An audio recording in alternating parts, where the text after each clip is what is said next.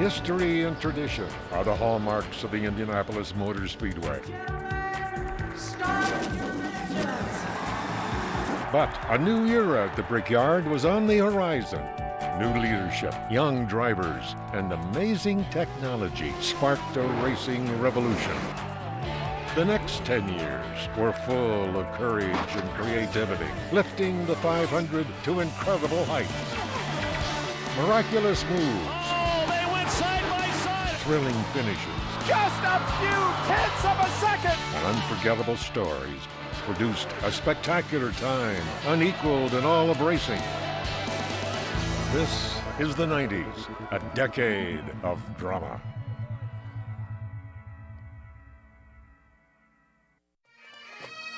At the dawn of a new decade, the Indianapolis Motor Speedway was under new leadership. Tony George, the grandson of Tony Holman, was named president, and at 30 years of age brought an exciting vision that would lead the Brickyard into the 21st century. There's a lot of interest in this event worldwide, and a lot of interest in oval racing in particular. There's a lot that feel that the Speedway needs to take a more active role in giving the direction. I think we have some pretty good ideas of where we would like to see the sport go.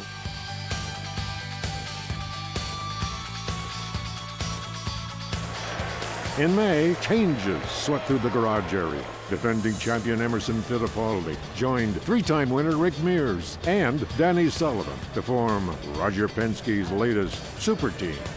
Their biggest challenge came from Bobby Rahal and Al Unser Jr. The pair became teammates when their single-car teams merged in the off-season. Car owner Pat Patrick parted ways with Chip Ganassi. Patrick started a new group with Alfa Romeo Power, while Ganassi's team featured Formula One veteran Eddie Cheever. Cheever's European sabbatical made for an amusing return to the United States. Eddie had just come over from Europe.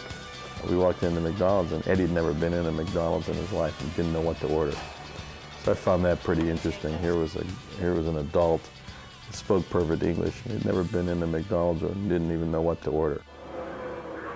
Speed soared all month long. Jim Crawford took his Buick to new heights when his Lola lifted off the ground after making contact with the Turn 1 wall.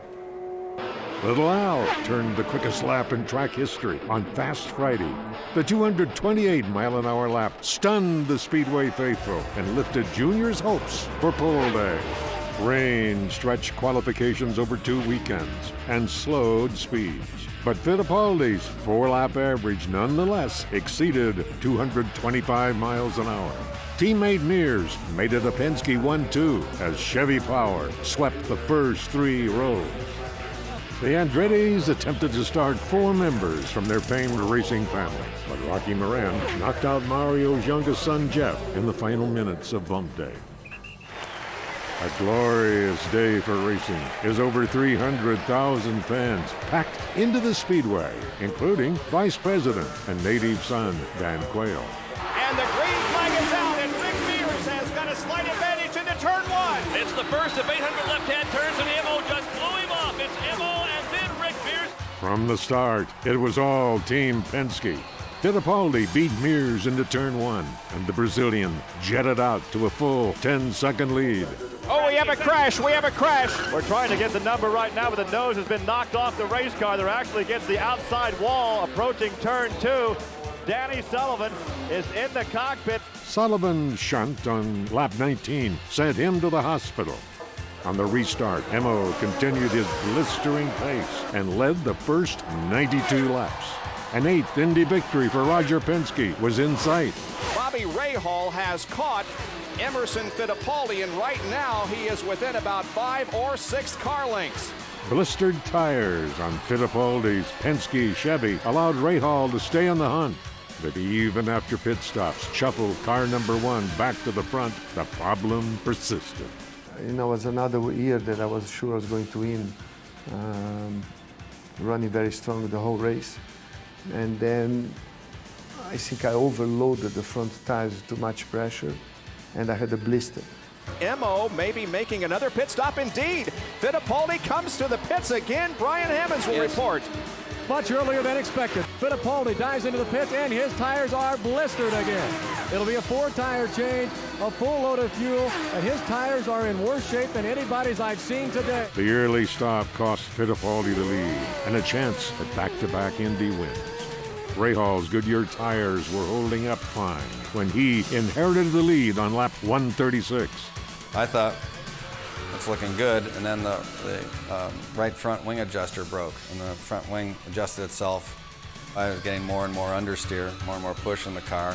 And Ari was going fast and had been running fast all day. And now with 35 laps to go, we see Ari Luyendyk closing in on the leader, who is Bobby Rahal. So we could have a battle for the lead. And then there was a point where I was, I think, 9 or 10 seconds behind Rahal.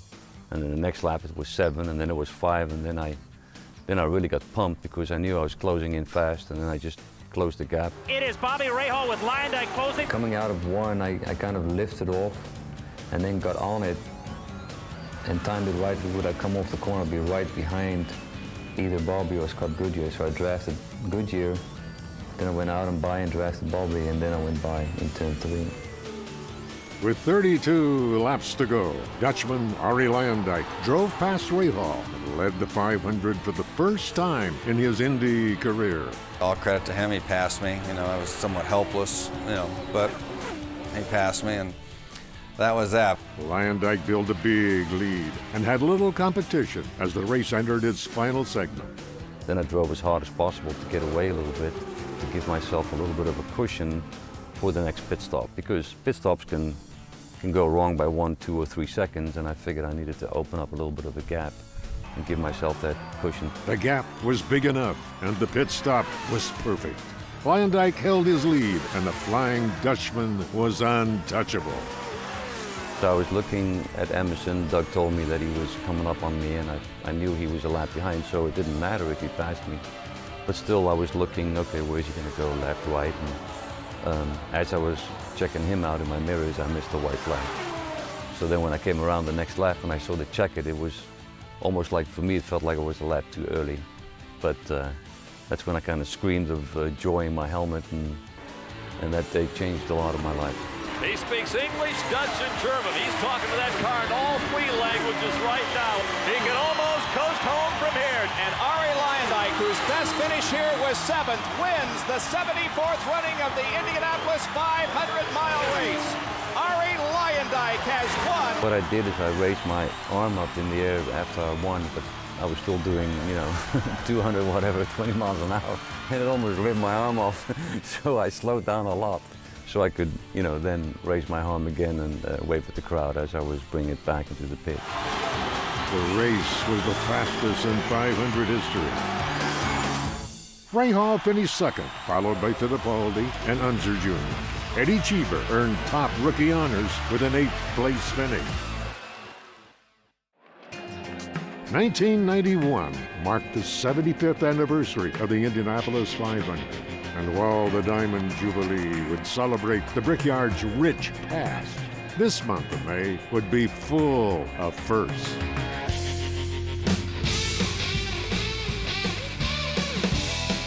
On Fast Friday, Rick Mears slammed hard into the turn 1 wall. It was his first crash in over a decade of running at Indy. So after it happened, it was almost like a relief. Okay, it finally, it's finally happened, because I didn't want any excuses to not be able to get back into the car. And came back into the garage, and Roger said, "You want to, get the backup car out?" And I said, "Yeah." The rocket then turned in a hot lap of over 226 miles an hour, the fastest of the month. He went out right there at the last 15 or 20 minutes, typical Mears style, and he said, "My foot hurt so much I just had to put it wide open all the way around." Rookie Mark Dismore wasn't as lucky. His car exploded upon impact at pit entrance. Injuries left him sidelined for the rest of the month. 4-time winner A.J. Foyt spent the offseason recovering from a terrible road course crash. In April, Foyt declared that his 34th start would be his last. I'm not looking at it as my final Indianapolis race. I'm just going to treat it like another race, and then afterwards it'll just be over with. That's about it. That was my goal, to run through 91 and then retire. And the reason we made the announcement early was because of the accident. A lot of people want to know why I didn't quit in 1990 after this wreck. But, you know, I've always been down and have to work to come back, so we're working to come back. On pole day, SuperTech showed no signs of slowing down when he set provisional pole with a lap of over 222 miles an hour.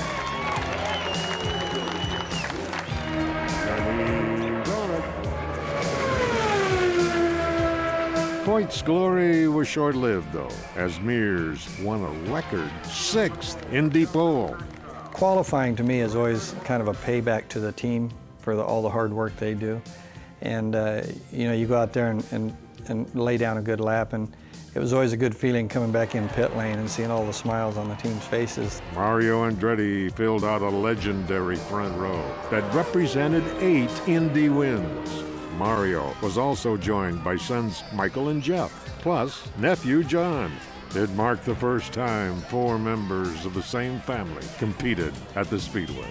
The odds of something like that happening, you know, you realize really how special that is, you know, to have 4 members of the same family in the biggest event in the world. I mean, it was a pretty big deal. I think we all realize how special that was. The second weekend of qualifications offered just as much excitement. Fan favorite Gary Bettenhausen was 0.3 faster than Mears' pole speed, but his Buick would start 13th. Several barriers were broken at the Brickyard. Hiro Matsushita became the first Japanese driver to qualify at Indianapolis, while Willie T. Ribbs became the first African American to make the 500. Sometimes you have to get to the next day to realize that we were underwater and we got resurrected. So, you know, it came through in the end, and I'm really pleased about that. When I dream about the moonlight on the wall, how I long for my Indiana home. Gentlemen, start your engine.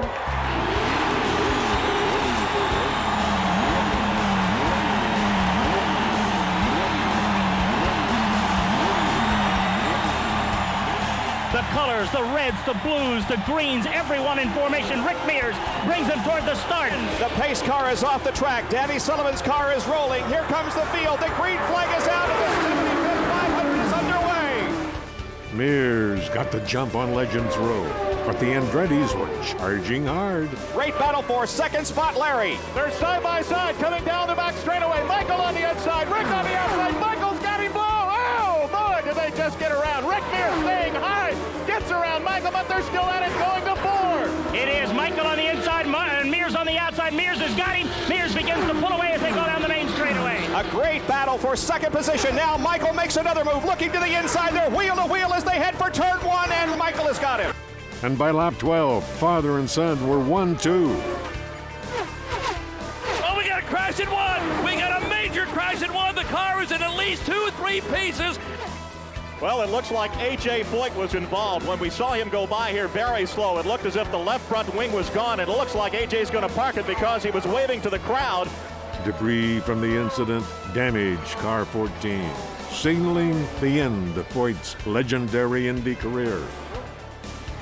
And here's the green flag, a drag race to turn 1 again. Oh, they are side by side, and Michael's got him. Michael first, Mario second, Al under third. The green severed any family ties as Michael built up a big lead over his father. I was just about ready to put Rick Mears down a lap. I was literally 1 lap away from doing that, and I got a flat tire. And so I had to pit early. And so that is what really changed the complexion of the race. Danny Sullivan's engine has gone here on the main straightaway. The late yellow allowed Michael to make his final stop, giving the lead to Mears. Here we go. The field comes off the 4th turn. The green flag waves. Here's the final 13 laps of the race. I remember I knew I had to get him on a restart, and I knew John was there, so I knew we could trust him. And when we were coming up, I had a good run on Rick, and all of a sudden, John pulled up high. I'm like, oh, beautiful. Boy, Rick Mears made a great move down low. He leads the way about, short chute. He's a number 2, and Michael Andretti's got the lead. He took fuel on board, but Rick Mears is slower right now, about 7 car lengths behind. Michael Andretti trying to get his first Indianapolis 500 win. You know, when we got to turn 1, I just stayed on the bottom side and said, you can go, but you're going to take the long way. And which he did, and he went on around. So then it was a matter of, you know, putting our head down and try to get it back. And I thought at that point, I think we're going to win the race because Rick didn't have anything for me all day long. And so you wonder, why would he have something for me now? And then going around in the very next lap, coming down the front straightaway, I saw Rick had a big run on me. I'm like, where did he get that speed? Now Mears goes to the outside, and Rick may have him. They move into the short chute. Rick Mears takes the lead. We had the momentum on it. And so, you know, he could have moved more and tried to block me, but to his credit, he didn't, you know, and he's a racer, and he kind of took the middle of the road, you know, and by doing that, it left the top door open. Andretti is one of the toughest drivers, you know, on the grid, on the track, and to see him make that move was outstanding. But that's Rick Mears. As Mears began to pull away, Michael watched his dreams of an Indy win disappear.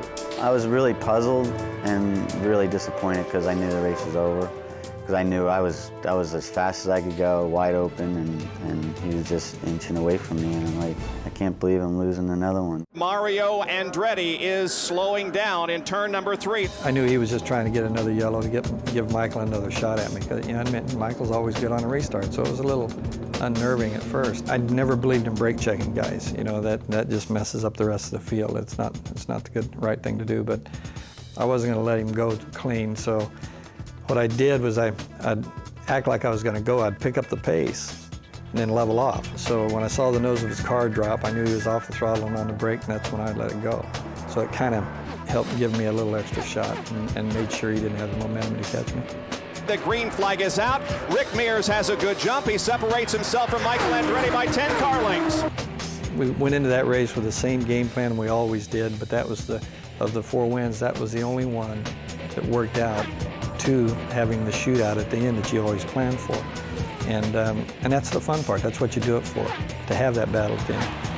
Rick Mears becomes the 3rd 4-time winner of the Indianapolis 500, winning the Diamond Jubilee Edition, the 75th running of this great speed classic. The first one will always have its place. But to me, each win got progressively better. For the simple fact of looking back, you know, I learned to realize more what Indy meant to win. Despite the one that got away for Michael Andretti, 3 Andrettis finished in the top 10. Jeff Andretti earned Rookie of the Year honors, the same award his father and brother had won.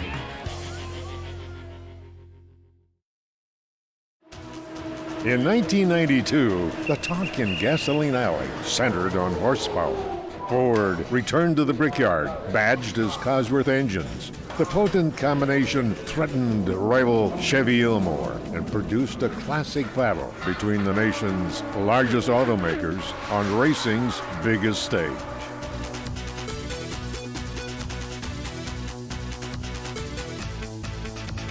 With the Ford still in its infancy, the robust Buick power plant was once again the fastest in practice. Jim Crawford made an early statement with a 233-mile-an-hour hot lap. With the higher speeds came greater risk. Rick Mears' attempt at an unprecedented 5th 500 win hit a snag when he suffered his second crash at Indy in as many years. While I was sliding upside down the back straightaway, my feet and legs were killing me from the impact. I was still struggling to get my breath back. And the pavement's running by, you know, still 70, 80, 90 mile an hour. And I've got fluids running in on me, and I'm waiting for it to ignite. But while I was sliding along there, I remember thinking, I don't need this. The Speedway was unkind to rookies as well as veterans. Nelson Piquet's first run at the Brickyard ended prematurely when he made heavy contact in turn 4. The impact broke Piquet's ankles and kept him out of action. The 3-time Formula One champ was replaced by 4-time winner Al Unser. And he's on it. On pole day, Arie Luyendyk was atop the pylon with Ford power. But as the late afternoon shadows fell upon the speedway, Roberto Guerrero made a late run at the pole. And it's a new track record. Guerrero gave Buick its first Indy pole. The 232-mile-an-hour average shattered the old mark by 8 miles an hour. 45-year-old Lynn St. James became the second woman in 500 history to make the starting field. You go down pit lane and they chant your name, and I'm like, I've just never experienced anything like that. And so I didn't really have the opportunity to prepare for that, but what I did was I just let it happen. I mean, I never let it lose my focus or distract me. Canadian Scott Goodyear had been bumped from the field, but replaced teammate Mike Groff and would start 33rd. The fastest field in 500 history featured 10 former winners, including A.J. Foyt, who returned for his 35th straight Indy. The Speedway suffered its first fatality in a decade when rookie Jovi Marcello was killed in a practice crash. He was 27. Race day morning mirrored Christmas morning as a brutal wind and cold temperatures threw a wrench into race strategy. Oh, it was brutal, and I remember under the yellows I would be shaking. I mean, literally shaking because it was so cold. I mean, my hands, I couldn't even feel my hands, it was so cold. It was brutal. I mean, it was probably like 40-some degrees, and you know, this is in the end of May, and it was just overcast, and it was ugly. Ladies and gentlemen, start your engine.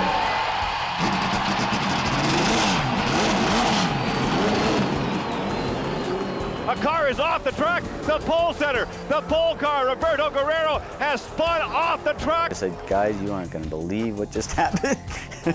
I was trying to warm the rear tires up, and I gave it a little bit too much, and it just swapped into me. It seemed like the picture perfect month that we had. It's the only mistake I made the whole time, a tiny little mistake, and unfortunately, it cost us the race. And you know right away from that point on, this is going to be a strange day. And the green flag is out. The race is on, and Eddie Cheever jumps into the lead as they head for one. Michael passed him on the inside. Michael Andretti in the short shootout front with Florio right behind. It's an Andretti family reunion in turn 2. The Cheever sandwich propelled Michael from 6th to 1st. Ford held on to the top 4 spots. That was literally, in my whole career, the easiest race I've ever driven. I mean, the car was so dominant. I think my quickest lap was 5 miles per hour quicker than anybody else's quickest lap. They got another crash in 2. Another one hits the wall. 3, 4, 5 cars involved. 2 separate incidents on lap 76 claimed both Penske cars. I was just behind Ricky going to turn 1. He lost it, he spun, and I spun together. I mean, Penske lost the 2 cars in turn 1 and one crash, one accident. And I mean, it was a very tough year. To me, it was the most difficult year I ever experienced in Indianapolis. Even on the restart, you have to be careful with the throttle because you could spin the rear wheels and lose control. Cautions bred more cautions as tires fell victim to Mother Nature's cold spell. And a crash in turn 4, Bob. Yes, it involves Mario Andretti. The restarts were a problem getting back up to speed. And the track was a junkyard. You did not get offline. I mean, I was very, it was like being in a sailboat where the storm was out. The race is on once again. Here comes Michael Andretti headed for turn number 1 and another crash in turn 4. Bob Lamy. Yes, we've got a spin and Brian Bonner. The car number is 39. By midway, nearly half the field had been eliminated. The 500 had become a race of attrition. Michael Andretti was one of the few survivors. And Michael Andretti goes around Al Jr. down the main straightaway. Once he gets clear sailing, Bob, he is tugged to cash. I was just cruising. The whole day I'm just looking in my mirror waiting for somebody to race me, you know, and there was nobody. You know, nobody could touch us. And I'm saving and I'm still running away, you know, and it's like, God, this is too good to be true. Every time we complete a lap under green, we breathe a sigh of relief. Another crash in turn number 2. Jeff Andretti came through 2, out of shape, a half spin, another car involved to the inside. Gary Bettenhausen apparently got some debris. I wasn't getting any report, none at all. And then I see him towing the car away. and I saw there's nothing, the front of the car's gone. I didn't even know if he was alive at that point. I mean, I was not getting I had no report. I'm like, oh God. So that, from then on, just was on my mind the rest of the way. And I was thinking, I gotta win, I gotta get this over with, I gotta win it, and I gotta get to the hospital. It was Michael's day. Michael could pull away at will. It was pretty much a race for second place. And me and Scott Goodyear were having a great race. We got to get in front of Scott, because when Michael breaks, I want to be leading. Al drove very hard for a long period of time and finally worked his way around Scott. They are side by side. Al Jr. down on the low side. He's got the position. He gets by Scott Goodyear. It may not be enough, but at least Al Jr. now holds second position in this race. Andretti's lead grew to 30 seconds. His first Indy victory was within reach. I was coming up to lap Al Unser Sr., and he was running third, and he was running the Buick. And I started to smell something. And I thought, oh, it must be the Buick. It might be the Buick, because they weren't very reliable at that time. So I'm like, I got to pass him, because I can just see him blowing a motor and I'm going to spin. So I go and I pass him, and right as soon as I pass him, engine just died. It just died. I'm like, no. Is he slowing down? Michael Andretti, the leader, is slowing down, coming down the back straightaway. Unbelievable luck for the Andrettis. One of the Speedway's most masterful performances ended in turn 3. Andretti's expired Ford ironically finished an unlucky 13th. Of my career, that was the worst day of my career, for sure. You know, and it was a very disappointing day for the whole family, and obviously mostly for Jeff. I mean, it was a tough day. Andretti's bad luck brought out the yellow and bunched up the field. A new battle was brewing between leader Al Unser Jr. and underdog Scott Goodyear. I guess we looked at that race that day as if we could see the top 10 at the end of the day, we'll be very happy. Then you start thinking, well, maybe we might see the top 5. Then you get to the top 5, and then you start thinking about the top 3, and you're going, this is being a great day. All right, we're about to go green once again and settle this thing, the running of the 500-mile race for 1992. I remember looking down at our dash and seeing 223, 224 miles an hour average. And at that point, I was just going, wow, we're flying. This is fun. He's closed within 2 car lengths. Goodyear within 2 car lengths and 1. Can he get him? Can he get him? I think most everybody had kind of a strange sense of confidence that because of what happened in '89, Scott was not going to get around that.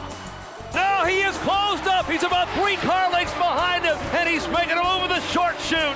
It's like a sprint car race, nose to tail, into turn 2, about 3, 4, maybe 5 car lengths now, off the corner, down the backstretch. It's a shootout for the Indianapolis 500. And then the last couple laps, it started getting loose. And then it finally stepped out on me in turn 4, coming for the checkered. Keep those cameras ready. We can have a photo finish. Al Unser Jr. has the lead. One more turn to go. Here they come. Coming to the finish line. Bob Jenkins, who's going to win it? And I knew that I had a bit of a run on him. And I went to the right, he went to the right. I went to the left. He was sort of watching in his mirrors, and we certainly had the momentum coming up to the finish line. I came off at turn 4, and I saw the run that Scott had on me, and my first thought right away was, oh, I've blown another one. Goodyear makes a move. Little Al wins by just a few tenths of a second. Perhaps the closest finish in the history of the Indianapolis 500. Unser Jr. edged Goodyear by 43 thousandths of a second, the closest finish in 500 history. I think it was the first time I actually did breathe, because, you know, I had the family tradition, all the pressures that my family has at that place. It was a great moment. My dreams, the goals, everything were instantly finished. I mean, it was done. Little Al became the first son of a 500 winner to visit Victory Lane. There sounds like there's some tears in your voice right now. Well, you just don't know what Indy means. It was a banner day for the entire family. Al Sr. finished 3rd, giving Buick its best finish ever at Indy. I was probably as happy as I was when I won the race the first time, because my son won it. Dad was down near the end of pit lane, and his arms were just so big, and they were so open, and for a great big hug. It was a great moment. I said, you make me proud and happy. I said, now you know what it's like. There were tears of joy and pain in the Walker Racing pit. Goodyear came up just inches short of a miraculous march from worst to first. At that moment, to me, I just lost the race. You know, I tried so hard, had the opportunity, and I would have felt better if we had finished second by a half a mile. You know, but when you finish second by a half a car length, there's no joy in that. I mean, no matter how you look at it. Only 12 cars finished a race marred by 85 laps of caution. Lynn St. James survived and finished 10th to claim top rookie honors. 1992 marked the final 500 for former champions Tom Sneva, Gordon Johncock, and Rick Mears. Injuries prompted an unceremonious end to the Rockets' legendary Indy career. I mean, he was loyal. When we were up, I mean, he rode the crest, and when we were down, he was helping bring the team back. And to me, there was no better team player from the standpoint of IndyCar racing.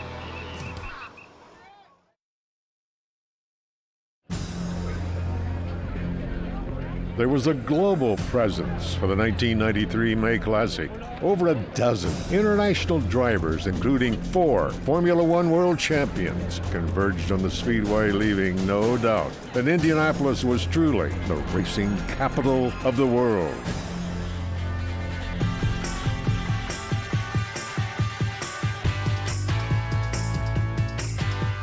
The Speedway received a major facelift prior to the 77th running.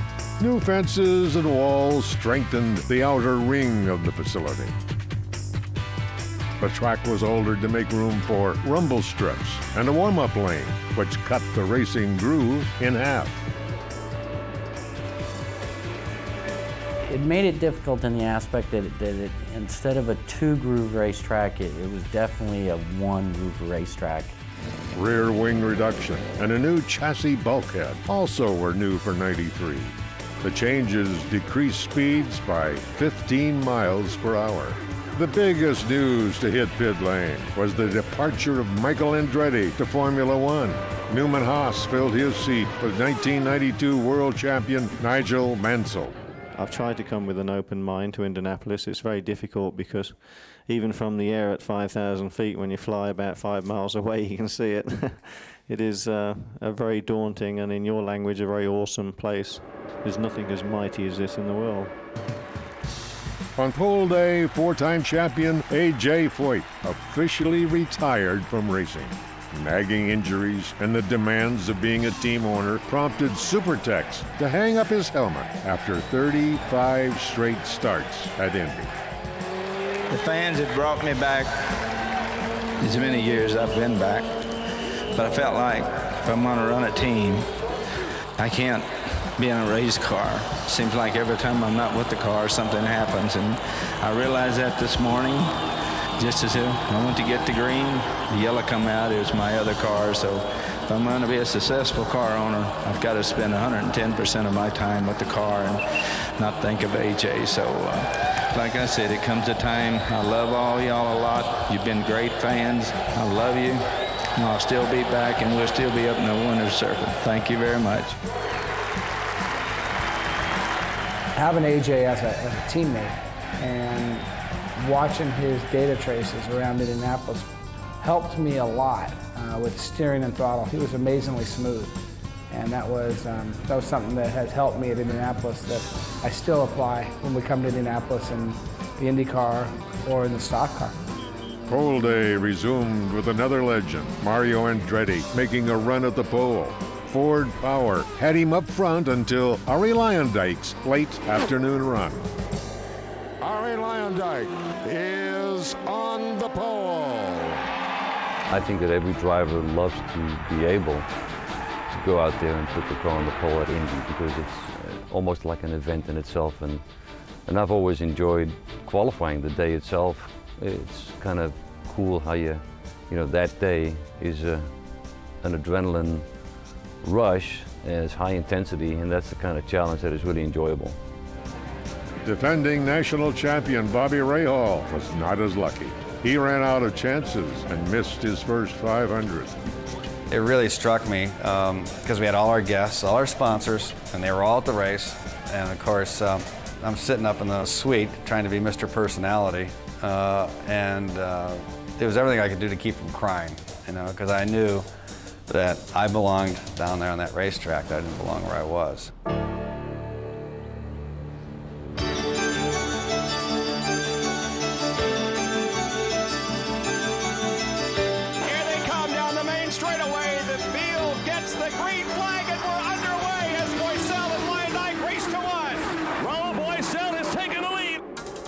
Raul Boisel got the jump on the rest of the Fords and led the first 17 laps.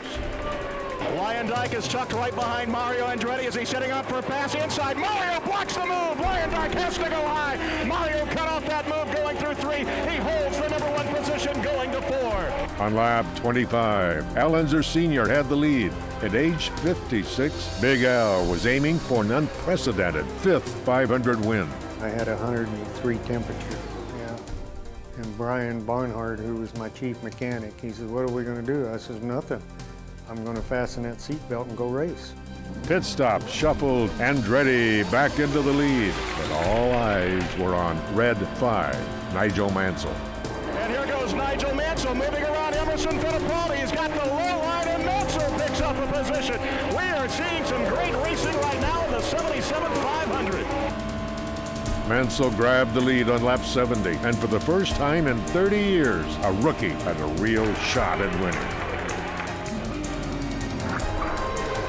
Nigel Mansell missed the pit. He's about 10 feet beyond where the crew is. They run out to pull him back. A very costly mistake as Nigel Mansell got caught wide and too hot on pit road and simply couldn't get to the stall. The 40-second pit stop dropped Mansell down to 7th. But he quickly climbed back into contention. Now he's going to make the move in number 2. Gary. Short shoot, yes indeed. Through the short shoot, Mansell goes low, gets around Lyondike 4 position. They're off the corner. Now he pulls up behind Davy Jones going down the backstretch. Nigel Mansell's been able to drive high, low, in the middle. He might even be able to drive on the grass today. He is on the move. Crash in turn 3. We've got 2 cars that came together. They touched wheels coming into 3. Mario darted into the pits for fuel, but was assessed a penalty for entering a closed pit. And a great restart here as the green comes out into 1. They're nearly 3 abreast. Mansell's daring move gave him the lead with 25 laps to go. Former world champions are first and second. It's Mansell, then Fittipaldi, and the battle really rages behind them. Lyondike, Fittipaldi, and Andretti were within reach. The day's 7th caution gave them all one more shot at the British rookie. I had equipment, a car to win the race, and I had the desire to win. I mean, I was really looking forward to win. And the green flag is out. We are back to racing, and Emerson Fittipaldi makes a move on Nigel Mansell. He's got him going into 1, but Lyondike is also right there. Oh, they went side by side, and Mansell fell all the way back to 3rd place. So Nigel moved over to the left to block Emerson, but you know, on the road courses you kind of block a guy on that side if you make a left-hand turn, but at Indy he left us just all that space on the outside, and Emerson drove around on the outside, but then he came back over to the right, but I had such a run on him that I barely fit between him and the wall, and it was just an awesome move. If that would have been on a road course, it might have been a different story, but Emerson's experience, and you know, when it's time to go, when he can taste it or see it, there's nobody that won't run it harder, and I think that was a byproduct of, you know, his thought process and his driving ability in 1993. I had the best set of tires that I chose for the whole race. The car at that time was perfect balance, and then I said I can win again, and it happened. I mean, it was incredible the last 10 laps. That Marlboro Penske Chevy C full song down the back straightaway, and it's smoking the Fords right now. He's got about a 40 car like the advantage on Lyondike. Emerson Fittipaldi takes the checkered flag and wins the 77th running of the Indianapolis 500. Fittipaldi's second victory at the Brickyard gave him a pair of 500 wins to go with his 2 Formula One titles. It was very special to win second time in Indianapolis. And mainly because the years before I had two situations I could win, 90 and 91. I mean, both races was under control. It could be my fourth win. I mean, I always say if doesn't win races, you have to win, and that's it. But I had a good chance of winning another two races before that. To me, it was incredible to win the second time in Indianapolis. This time with Penske team, with the Penske crew was really nice. In Victory Lane, the Brazilian created a little controversy by putting business before tradition. I drink the orange juice and then I drink the milk, but nobody bothers when I drink the milk. They say Emerson broke the tradition. He didn't drink the milk, but I did drink the milk after the orange juice.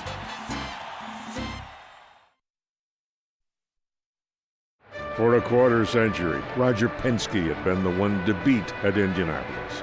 With 9 titles already to his credit, the captain searched the rule book in an attempt to further distance himself from the competition. It'll probably go down in Indianapolis history as the coup d'etat, if you will, of exploiting a loophole.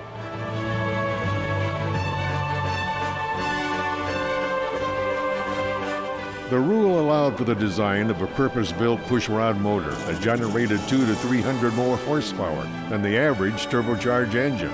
I just said, look, someone's got to take this rule and execute properly, and quite honestly, it was a project that we kept very, very quiet. Oh my God, what is this? You know, it's like this cloak and dagger top secret project, and there's just a handful of us that knew about it through early spring. By May, the word was out.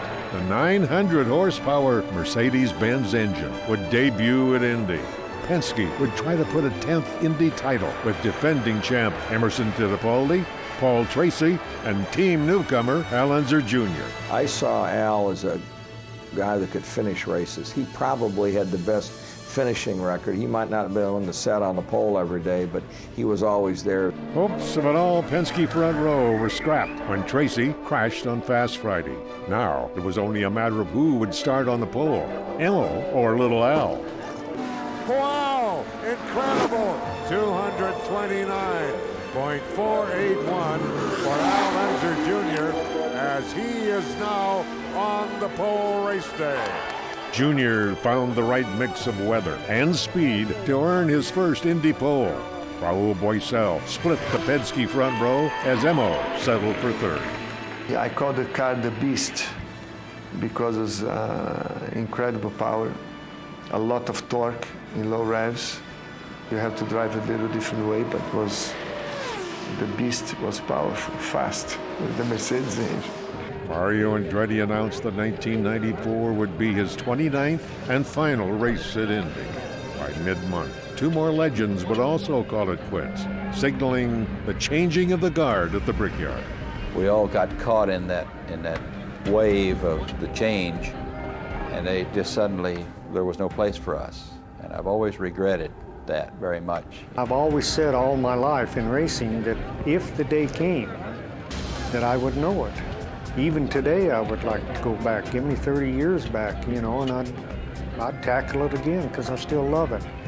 But once you lose that desire or that terms to try to win, you know, you need to back down.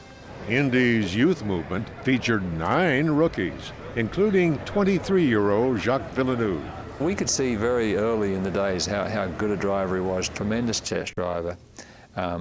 He prepared himself for the race because of that so well, and a heads-up driver.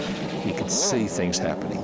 Bobby Rahal hoped to put the nightmare of '93 behind him with Honda power. The first Japanese engine to run at Indy left the '86 champ uneasy, prompting Rahal to dump the Honda for a year-old Ilmore. Come '94, when all of a sudden we're not competitive speed-wise, we couldn't look at our sponsors and say, we'll get them next year, you know. And we had to do the things that we did, which did a lot to undermine the relationship that we had with Honda at that point. A very spread out field as they take the green flag. The race is underway and Little Al has the lead into 1. The 2 Penskes have taken off as everyone thought they would, and they've got about a 10-car length advantage already on 3rd place. When Little Al set the tone early, it was apparent that this would be a 2-car race. Mario Andretti has ended his Indianapolis 500 career out of the race today. In a fitting end to his Indy career, Mario Andretti dropped out on lap 23 with the fuel pressure problem. It marked the end of an incredible 500 career tainted by bad luck. I know his life became very miserable where he was at because him and Nigel just didn't get along. And so at that point he thought Nigel was still going to be his teammate, and so he was ready to get out. And then when he learned that I was going to join a team, he was really disappointed that he picked that year to retire. Junior stalled in the pits during the first wave of stops. Fittipaldi took advantage of his partner's error and began to pull away.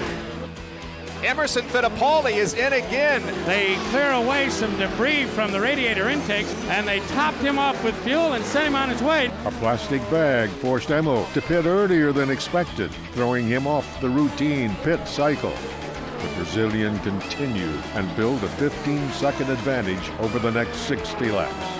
It was clear Emerson was stronger than even Al was, and the two of them were stronger than everyone else in the field. We've got an accident down on the pit warm-up lane. We've got one car on top of another car down there. It is Nigel Mansell, whose car is underneath the one driven by Dennis Vitolo. The bizarre incident ended Mansell's day. He was running third. The race is being dominated, it appears, by the Mercedes-Benz engine. Emerson Fittipaldi is leading. Al Unser Jr. is second. With Fittipaldi turning laps in excess of 220 miles an hour, the Penske pushrod had lapped everyone but Little Al. There was still time. I was starting to settle for second place, and then me and Emerson started racing. The leader, Emerson Fittipaldi, is closing in on his teammate Al Unser Jr. Emerson Fittipaldi has passed Al Unser Jr. He's lapped the entire field. Emerson Fittipaldi looking good here in the closing stages. Chuck told me on the radio, you have to be one lap ahead of Junior when you come in.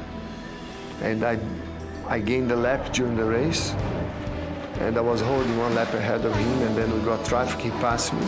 Then I started thinking, I don't have another stop left, and he's got to stop.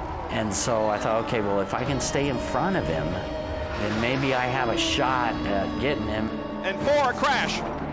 Got Emerson Fittipaldi has hit the wall on the inside, coming through 4. Unbelievable, the car comes to a stop just a few feet short of the start-finish line. Emo raises his hands as if to say, I can't believe what has happened. I was very disappointed because I was the fastest guy on the track, and I lost the race that I could won. Just like 1992, Al Unser Jr. found himself in the lead with 15 laps to go. But unlike 1992, Jr. had no rival, leading by 25 seconds.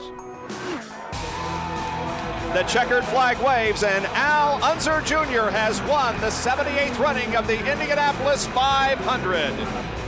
When you join the best team in the business and most wins and all that, it's your job, and that's what you're there to do, and so it's what we're supposed to do. Roger Penske's 10th Indy win proved to be his most dominant and most rewarding. The Mercedes 209 was the reason. It was a culmination of hiring a great driver, an Unser tradition, a Mercedes-Benz engine in Indianapolis. You couldn't have really written a better script. That was one of the great wins when I think about that during the 90s, just to see that execution. Rookie of the Year Jacques Villeneuve finished second. His Renard Ford was the only non-Penske machine to lead a lap. After a 10th place finish, John Andretti jetted off to North Carolina to compete in NASCAR's night race. John became the first driver to compete in both events on the same day. In 1995, the Holman George family celebrated their 50th year of Speedway ownership. Always committed to making the track a state-of-the-art facility, the last 5 years had seen tremendous growth. Among the additions, a redesigned golf course and a NASCAR event, the Brickyard 400.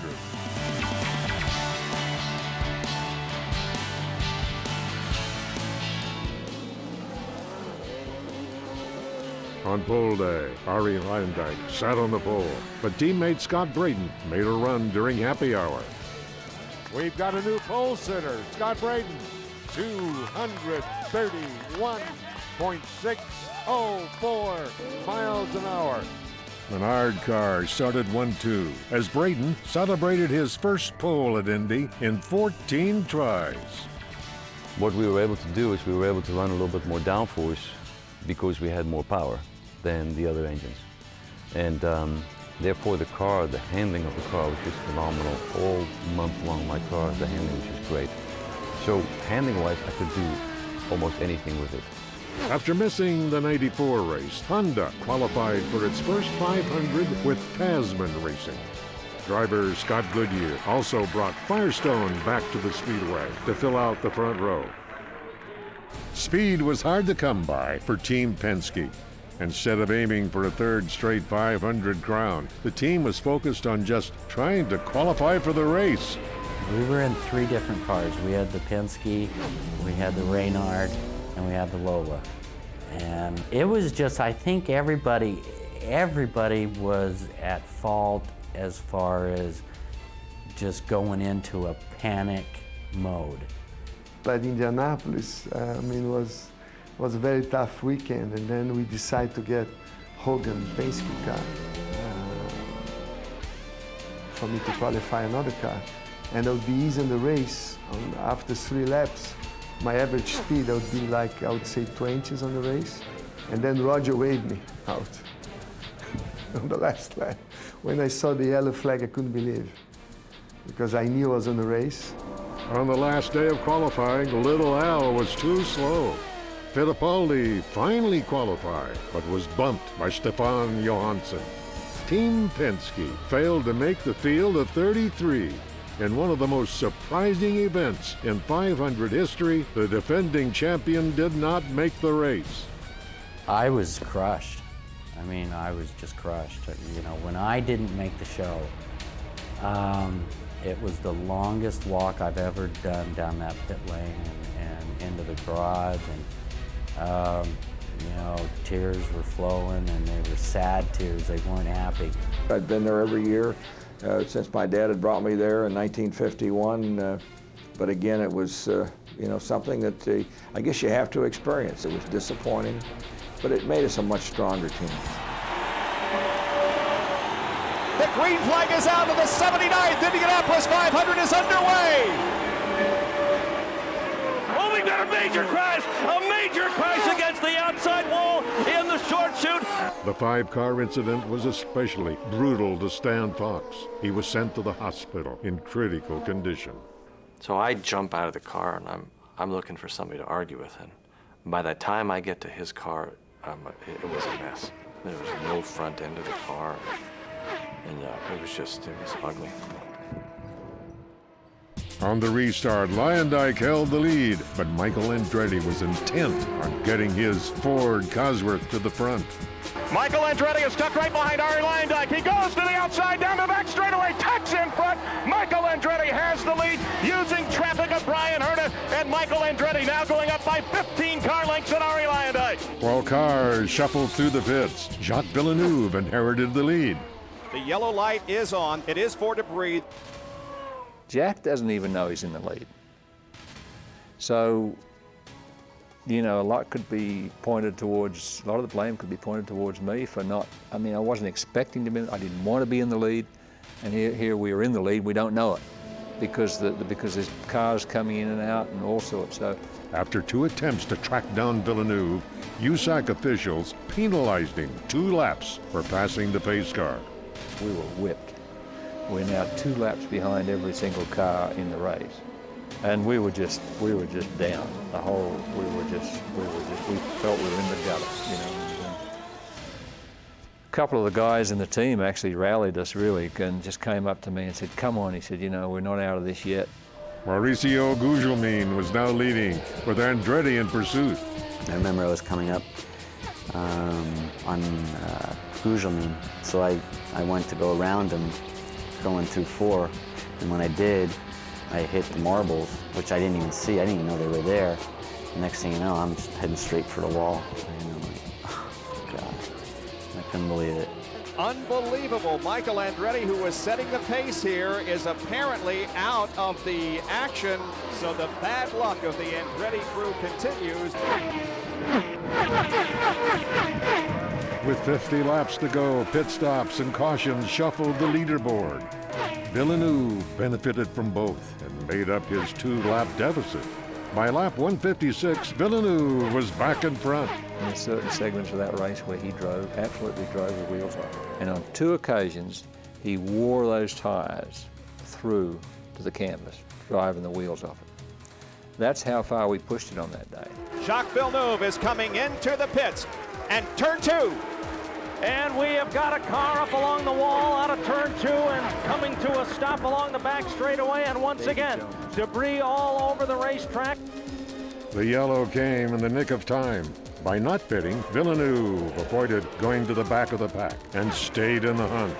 The leaders pitted for the final time on lap 168. Scott Pruitt tucks in, goes to the low side of Jimmy Vasser. He's got the lead. Scott Pruitt, Vasser has to back out. He's way high. He touches the wall. He hits the wall in 3. Vasser had nowhere to go, and Scott Pruitt went down low. We've got the yellow out, but Scott Pruitt has the lead. While Firestone ran first and second, it was Goodyear looking to finish first. You know, throughout the whole day at the Indianapolis 500, you set yourself up for the last 20 or 30 laps. And when we came up to that last restart, I thought, you know, this might be the one and only chance. And here we go. The green flag is waving, and we have a battle. Scott Goodyear moving to the inside of Pruitt. He gets him at the straightaway. It's a battle of a couple of great Scots. Honda was leading the Indianapolis 500. Goodyear and Pruitt ran nose to tail, lap after lap, until Pruitt pushed too hard. And Scott Pruitt is spinning off of turn 2. Scott Pruitt got high in turn 2 and kissed the wall and hit the outside wall, slid backwards, hit the inside retaining wall across the grass, and one of the leaders is out. It didn't pay to run up front. The 9th yellow of the day set up a new duel between Canadians Goodyear and Villeneuve. A remarkable story was about to unfold. Well, the pace car is still on the racetrack. Let's see, it moves through corner number 4, and Goodyear went around the pace car. I thought, well, that's strange because he's not really on the racetrack. He's sort of off the left-hand side, very low, but not really carrying enough speed. So, foot down, past the pace car, and going down the front stretch. We are under green at Indianapolis. We'll see what happens. Goodyear got a huge jump on the field, but Villeneuve, who had already suffered the consequences of passing the pace car, stayed behind with the rest of the pack. But you see, Scott had to do what he had to do because he was beat. He knew Jack was so much faster than he was, and he knew where Jack had come from. So Scott was beat when that green flag came out. For Jack to lift off, knowing that 10 cars could come by him, was a brilliant move. It's about a 6-second lead right now for Scott Goodyear. And indeed, the 24 car of Scott Goodyear will get the black flag. Goodyear is being penalized for passing the pace car on a restart, and that is going to give the lead to Jacques Villeneuve. You know, in that whole situation, it was actually very calm, cool, and collective that Steve Horn got on the radio to me, and he said, Scott, they said that you passed the pace car and you have to come in for a stop-and-go penalty. And at that point in time, I just pushed the button and said, Steve, I'm not coming in. With Scott Goodyear not answering the black flag, USAC has decided to stop counting laps. Jacques Villeneuve, now the leader of the Indianapolis 500, because of the refusal to answer the black flag. That's a no-win situation. I'm staying out because if they were in error, they're not going to take you from being 12th or 14th or whatever we were back up to the front. Villeneuve was now 5 laps away from being the first Canadian to win at Indianapolis. Jacques Villeneuve, his second Indianapolis 500, second last year. It looks like first this year. He has a lap and a half to go to win the greatest race in the world. The checkered flag is waving, and Jacques Villeneuve wins the 1995 Indianapolis 500. The youngest driver in the field at 24 years of age has won at Indianapolis. A relentless run for Villeneuve and his players' team finally paid off with racing's greatest prize. It's the greatest feeling. You know, it's my best feeling I've had so far in motor racing. And you know, if there's one race you want to win, it's this one. And if there's a race you want to win over and over and over, you know, make sure you pick this one. A lot of people to this day think we got those laps given back. That was not the case. We actually ran 505 miles that day.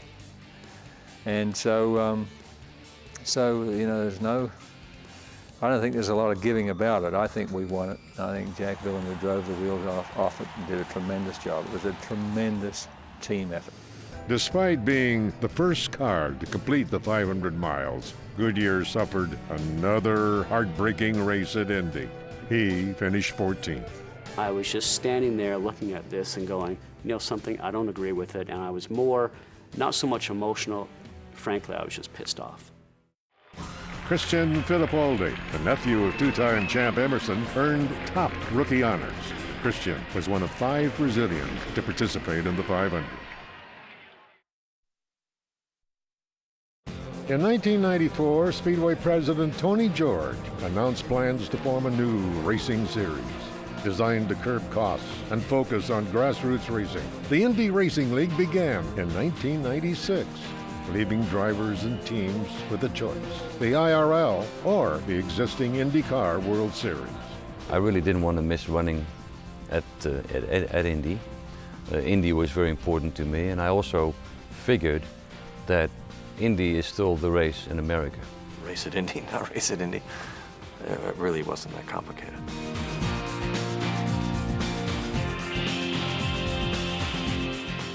While the names and faces in Gasoline Alley were new to most, the action on the track was unchanged.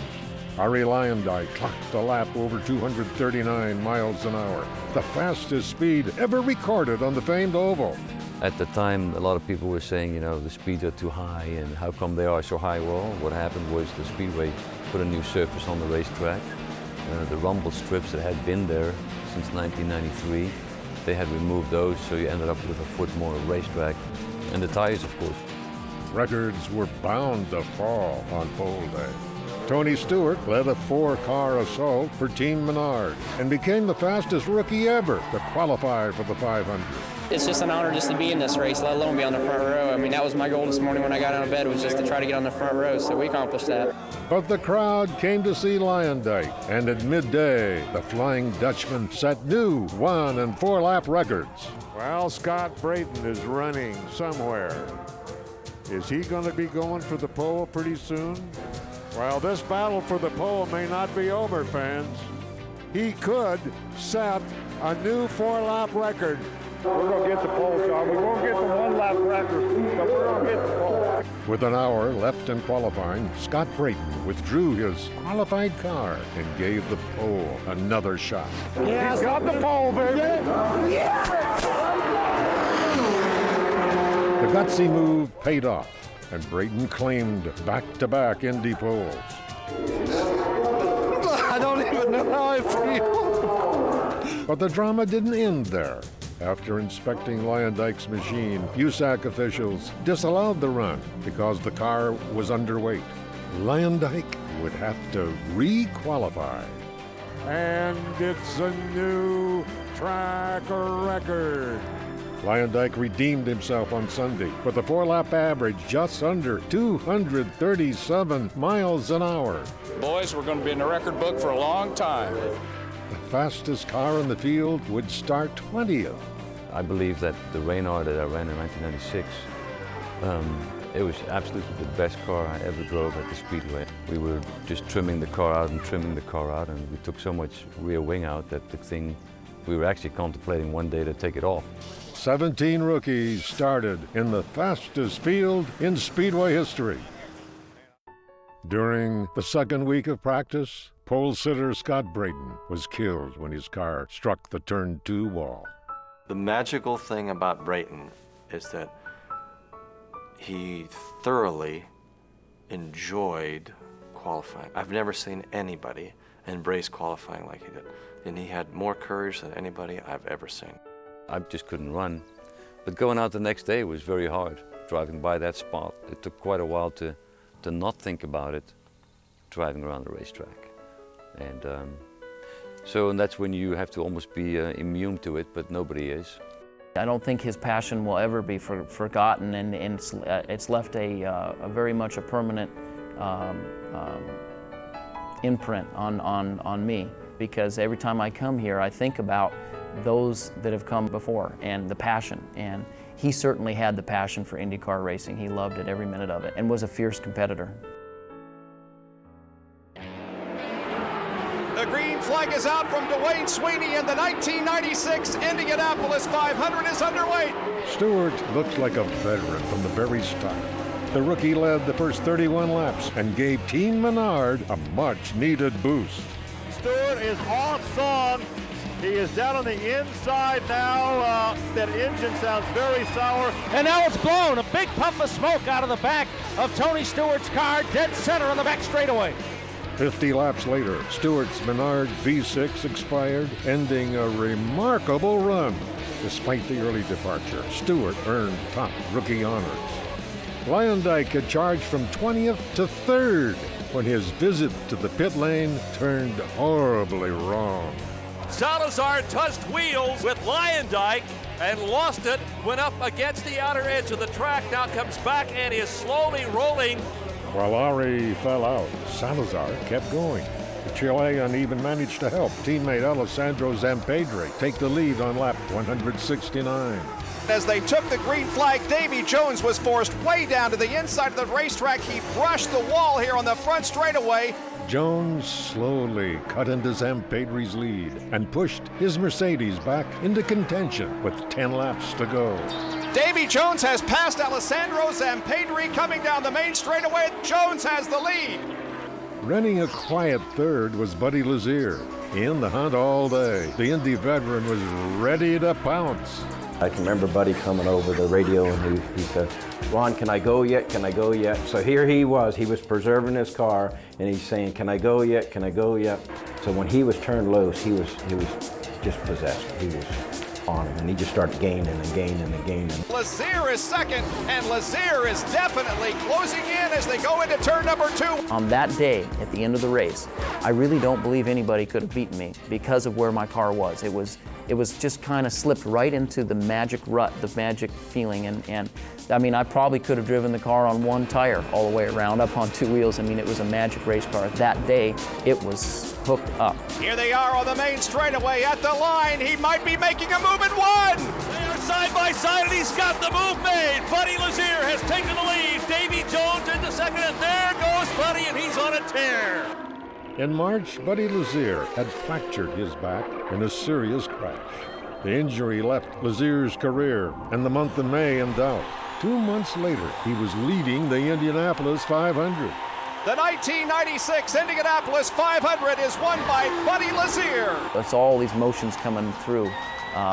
Going from just 2 months before that, not knowing if this injury that I had gotten was going to end my career, to the most awesome accomplishment you could have in my chosen career, winning the Indy 500. So, yeah, it was a huge range of emotions. It's without a doubt one of the most memorable experiences I'll probably experience in my life. I'm sure for Buddy Lazier, for all my crew and so on, because we worked so hard to get there and then to finally drink the milk. Wow, we didn't drink just one of those quarts. We drank a few of those quarts, but it was great. We just about had this race completed, and the last turn results in a crash coming off of 4. A 3-car incident on the final lap knocked out the 4th through 6th place finishers, Alessandro Zampedri, Roberto Guerrero, and Eliseo Salazar. Familiar names like Andretti, Rahal, and Penske skipped Indy to compete in another 500-mile event in Michigan, but not without regret. It was just a sad thing. The Indy 500 and my family go hand in hand, and ever since I was a very young boy. And then for political reasons, not to be there in the prime of my life, it hurt.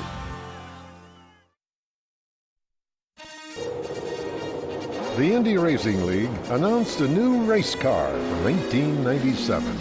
A cost-effective package produced a level playing field for all competitors. But would it make a difference come race day?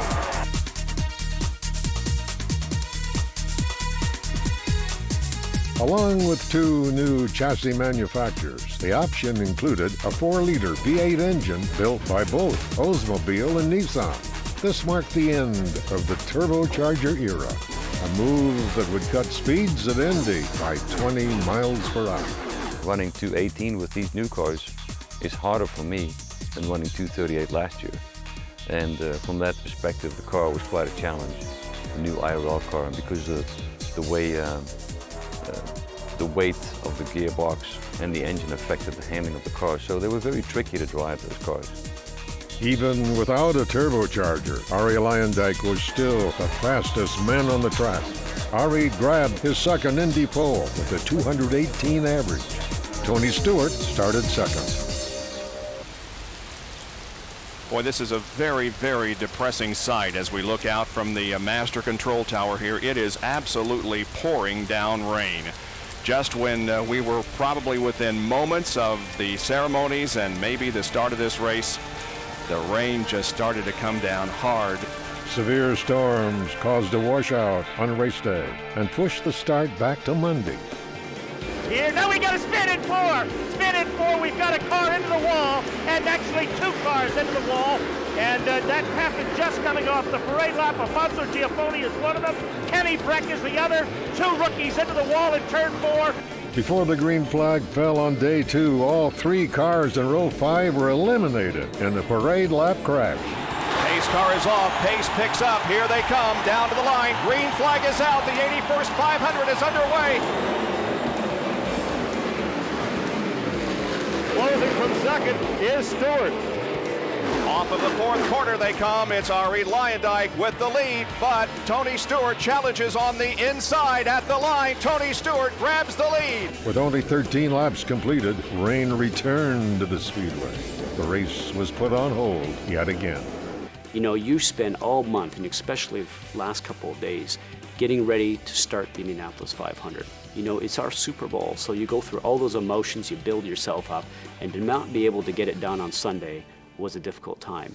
Clear skies graced the Brickyard on Tuesday, leaving no doubt the race would run to completion. Ladies and gentlemen, restart your engines.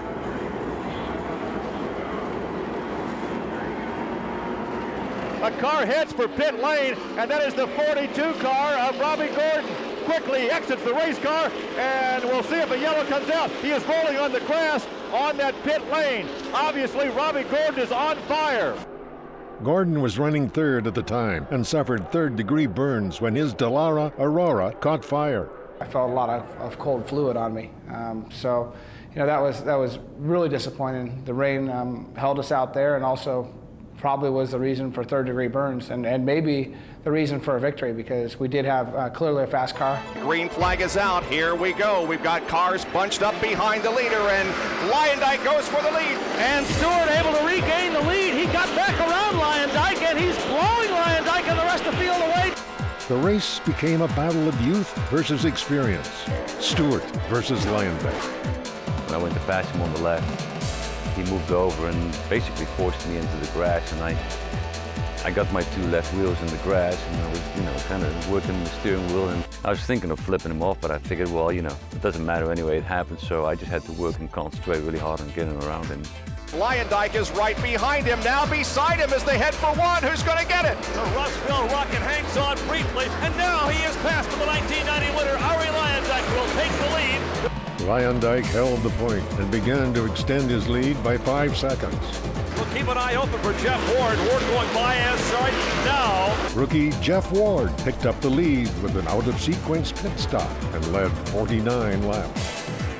Jeff had an unbelievable 500. It was one of those perfect events where you get a driver who has a really good head on his shoulder, is willing to listen to people, and is fast and is hard. I mean, Jeff is an incredible athlete. But the same strategy that put Ward into the lead took him out of it. Ward lost the lead when he pitted on lap 193. That shuffled the order and put Treadway Racing up front. it came down to, again, as it always does, restarts. And we were leading, and we came down to a yellow, and I thought, man, I can't believe this. We're going to have another restart. We could have some kind of a trophy dash to the finish. They're halfway through the backstretch and headed toward Gary Lee. No team orders here, nose to tail. Lyondike looks to the high side by side into 3. Lyondike takes the lead across the North Chute. 4, 5, 6 car lengths. Lyondike has the advantage. I felt bad that the moment I passed him, I actually felt pretty bad for him because, first of all, he was my teammate, and I know that he should have won the race in '95, really. The race was stolen from him, in my opinion. So I felt bad about it, but of course I need to win for myself. I mean, you know, that's what it's all about. But the caution flag has come out here with less than 5 laps to go. On lap 198, the yellow was out for Stewart, who slapped the turn 4 wall. It looked like Ari had his second win wrapped up. I said to myself, I'm going to look at that guy and I want to see that white flag. And so I was actually looking at the starter stand the whole time. And all of a sudden I see him pull out the green. I'm like, what the heck? So, And the green flag is being waved. The white and green flags are showing. The race is on. The race is on, Jerry Baker. What a shocker this is. You get the green flag, but then the yellow light is on. Going into turn 1, going into turn 2, I'm on the radio going, what in the world is happening here? And by this time they're going, we don't know, we don't know. I'm saying, can I pass, can I pass? We don't know, we don't know. The mixed signals created confusion and controversy. Once again, Scott Goodyear was caught in the middle. Ari Lyondike wins the 1997 Indianapolis 500, the 81st running of this edition, by 0.7 of a second. my goal was always to win again, and you know, we finally did that. So that weight was off my shoulders, and in a way, it was in that way it's really gratifying. And, you know, you shed that weight off your shoulders. For the third time in 6 years, Goodyear had an Indy victory slip from his grasp. His second-place finish gave Treadway Racing a 1-2 finish. I had a lot of good results in the 10 years that I ran here, and came close many times, was competitive at the end of an event if we were still running, which was something that I think that I'm very proud of. Jeff Ward took third and was named Rookie of the Year. World of Outlaws king Steve Kinzer finished 14th in his first 500.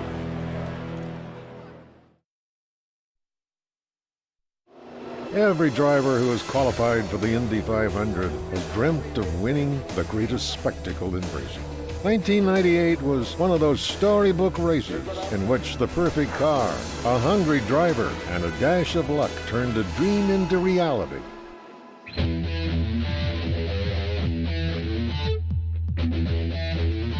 In 1998, an abbreviated May schedule reduced qualifying from 4 days to just 2. A.J. Foyt had found much success with his new tandem. Sweden's Kenny Breck and short track ace Billy Bull topped the charts all week long. He is going for the pole for sure, a 224. On pole day, both took the top spot with a 223 average. Breck qualified third. Texan Greg Ray filled out the front row with an incredible run. We didn't know how fast we could go, and this year all I knew is I wanted to qualify higher than 30th because it's a whole lot easier working your way through traffic starting up front than it is at the back. Eddie Cheever was barely keeping his head above water. A sponsorship was hard to come by for the driver and team owner. A tough decision had to be made. We had enough money to make it to the end of the 500, and if we didn't have a good result, we were gonna pull the shutters down and say, that was great, that was a lot of fun. So there was a lot of pressure. Qualifying 17th didn't help, but an 11th hour sponsorship from Rachel's Potato Chips kept Cheever's team alive. The field comes down, looking good. The green flag is out, we're underway. The 82nd Indianapolis 500 is on. We have a car smoking, we have a spin. A spin, 2 cars, one against the outside wall, did not make any contact. And we have a yellow flag already. It is car 44, that's J.J. Yaley. I'm turning into one, and somebody hits me from behind. Yaley, I think it was. And I just remember correcting and thinking, okay, here it goes. And it didn't, it just stayed that way. and it went sideways so long that it flat spotted all the tires. I was relieved because I thought the race was going to be over, and there was a lot of pressure for the race not to be over. Came in, put a set of tires on, and started right from the back. The rough start dropped Cheever to 25th. Off the restart, both held the lead with Ray in tow. Here's a battle for the lead. Greg Ray goes inside in turn one. Greg Ray's got him wheel to wheel. He's got him past. Billy Boat drops into the number 2 spot line now. What a great move by Ray. Defending IRL champion Tony Stewart only needed 20 laps before he was battling for the lead. Now Stewart again with the left side tires under the white line. He makes the move and takes second position. Tony Stewart stalking Greg Ray now. Wow, look at him, turn one. Did Stewart get him? Yes. Oh, smoke coming from the rear of the car. Tony Stewart slows down, and it looks like Tony Stewart blew an engine. Stewart went from first to worst in one straightaway. His expired Aurora quickly made him the new poster boy for bad luck at Indy. Meanwhile, Cheever was sifting his way through traffic. Eddie Cheever just picked up another position in turn number 1. As always, being the cool, calm, and collected Eddie Cheever, Owen Snyder says that they're just kind of laying in wait. They're going to save it for the end. That's been Sam Schmidt hard in the wall. 2, 3, 4 cars involved in turn 3, triggered by Sam Schmidt. I think it was Schmidt dived in, and there was just no room. So I had two choices, either to hope there wasn't going to be an accident or to start getting out of the way, and there wasn't. And I just pulled down to the left and got out of it. And I was very lucky. Cheever's auspicious moves put him in a position to challenge Breck for the lead on lap 66. And it looks like he's going to stay tucked in behind Kenny. No, he makes a move to the inside. Here he comes. They're wheel to wheel. Now Kenny Breck will hold him off one more time. Once again, Cheever has a run on Kenny Breck here on the main straightaway. Kenny Breck crashed on the parade lap last year, and he's got him in car 51. That's Eddie Cheever. He takes the lead, and now he has gone to the races. He's stretched the lead out into the second turn. I thought I had been knocked out of the race at the first corner. So every lap I did, I felt there was an extra bonus. Well, there's another one. There's another lap. And the car was going better and better the whole time. And we never touched the car the whole race. Never put one turn of front wing in, never changed the tire pressure, didn't touch a thing on it. Cheever was now in front, but he wasn't finished flirting with disaster. Waiting for the fuel hose to be disconnected. Eddie Cheever stalls the car. Oh, they didn't quite get the fuel hose unfastened. Eddie has to back up. They pull the car back. He's revving it up. Now he's underway. A little glitch on the pit stop for Eddie Cheever. Couldn't get the fuel hose disconnected. Thanks to Lady Luck, Cheever stayed in the lead, but with 20 laps to go, Buddy Lazier poured on the pressure. That's when it all hangs out. It's all or nothing. And I let it all hang out, but I on that last pit stop, something changed in the race car to where I just could not make any more of a run at him than I did. Eddie Cheever picks up the pace as they come off corner number 4. Cheever goes to the inside, trying to break a bit of a draft. Buddy Lazier is right behind him as they head for turn 1. He almost brushed the outside wall of the short chute. But he's still the leader going through 4 with Lazier trying to catch him. But it's Cheever in control as they head toward 1. That was just enough that I got enough distance away going into 1. And then I just consciously made a decision that I wasn't going to finish second. That determination allowed Cheever to set the fastest lap of the race and lead the next 22 laps. It was perfect. It was absolutely perfect. I had a great crew. We had great pit stops. Everybody in the team participated. The car was built right. I mean, everything was just meant to be. Everybody standing and cheering Eddie Cheever.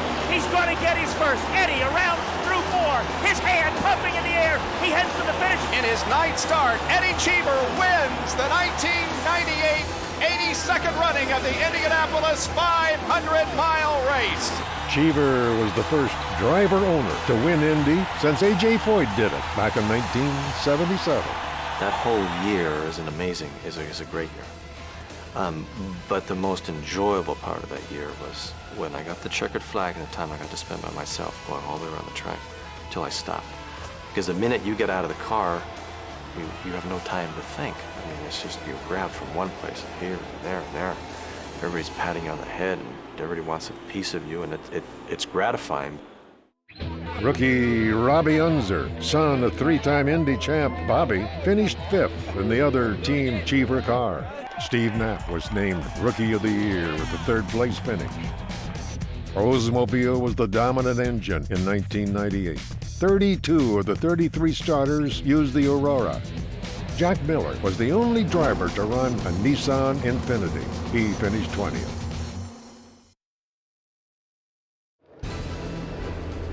For the better part of 2 decades, the neon-colored cars of John Menard were some of the most competitive at Indy, until race day. Every year, mistakes and misfortune kept the team out of victory lane. 1999 would be no different.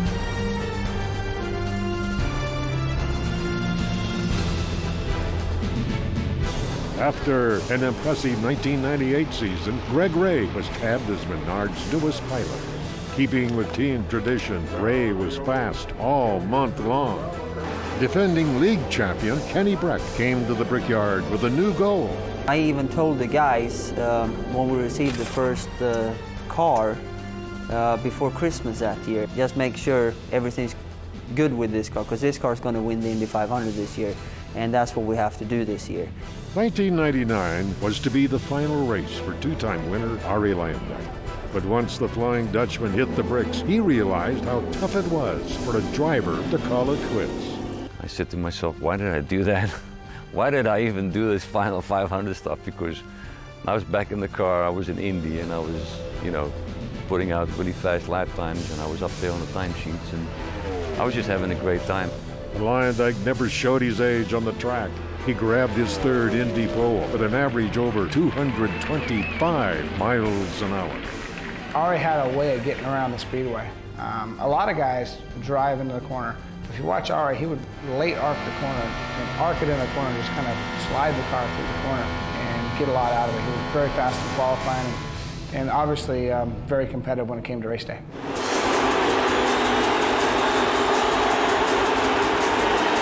Good-looking lineup down the front straight as we get set for the green flag to fall on the 83rd running of the Indianapolis 500. Green flag is out. Arie Luyendyk, the first across the yard of bricks as they head into turn number 1.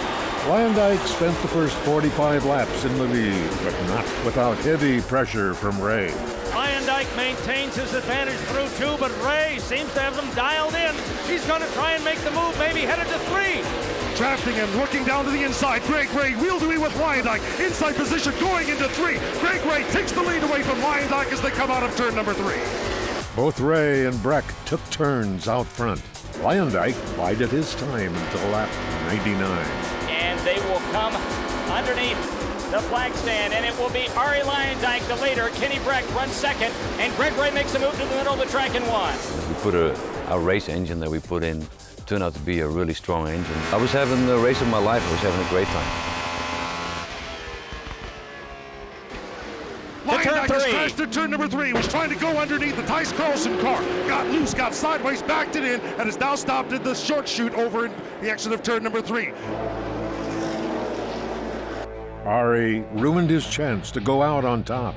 The impatient move cost him the lead and the win. I should have known better. I could have waited another lap. So you make a decision, you go past the guy, and you can't really turn it back, and that's one of those deals. With that incident, I just couldn't turn it back. We've got a problem in the pits. It appears that Greg Ray and Mark Dismore have made contact in the pit lane, and those 2 cars could be seriously damaged. Ray's time up front was short-lived. The pit lane incident was another blemish for Team Menard. Kenny Breck inherited the lead and was unbeatable for the next 50 laps. Trouble. The cars hit the wall coming out of turn number 2, throwing one of the tires. That's Dismore. Dismore brushed the ball coming out of turn number 2.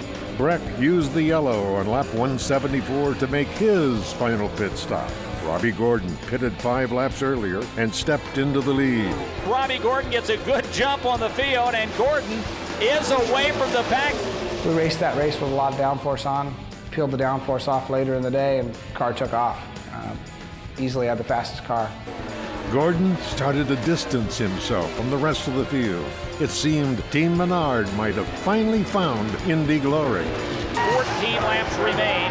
Robbie Gordon, shown as your leader. He made his last stop at lap 169, 31 laps at this racetrack. He's really going to have to lean it out if he's going to make it to the end. We knew that if things run the way it should run, then we'll win, because unless they have a big tank in the car, they can't run that distance. It's impossible. All Gordon needed was the yellow flag to conserve fuel, and the victory was his. The lead has gone from 4.1 seconds to 2.4 in one lap. With 10 laps to go, Gordon's lead and the chances of an Indy 500 win were beginning to shrink. Gordon with the lead. Slower traffic. Kenny Breck. Now Gordon's pulling in. He's pulling in. Kenny Breck has got it.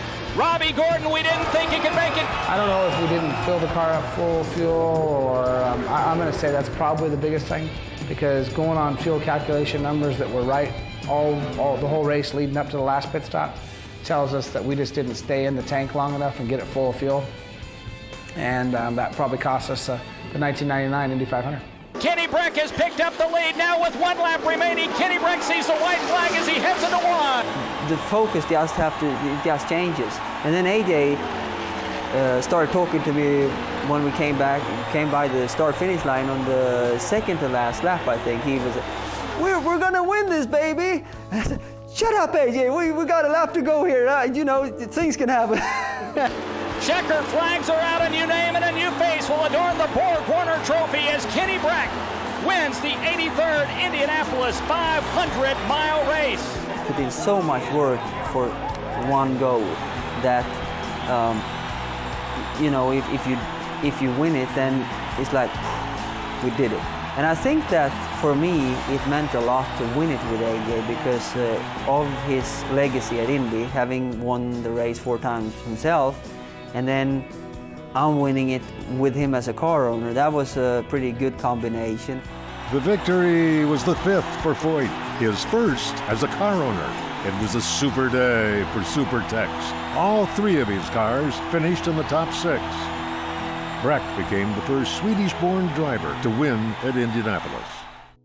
Jeff Ward took second, Billy Both third, and just 2 laps from his first victory, Robbie Gordon finished 4th.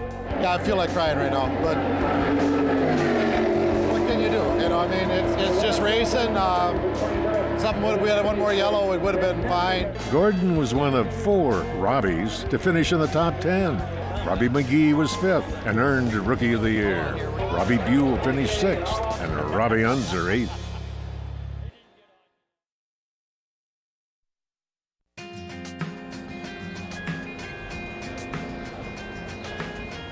The 1990s were a monumental period in the history of the Indianapolis 500. Defining moments, both on and off the track, changed the sport forever. Indy's greatest drivers said goodbye to the place that made them legends, while the next generation proved they were ready to become the racing heroes of the 21st century. All the names had changed. The action on the track had not. Each race produced 500 miles of thrills with suspense and surprises at every turn. Allister Jr. has the lead. One more turn to go. Here they come. An era of excitement. The 90s, a decade of drama.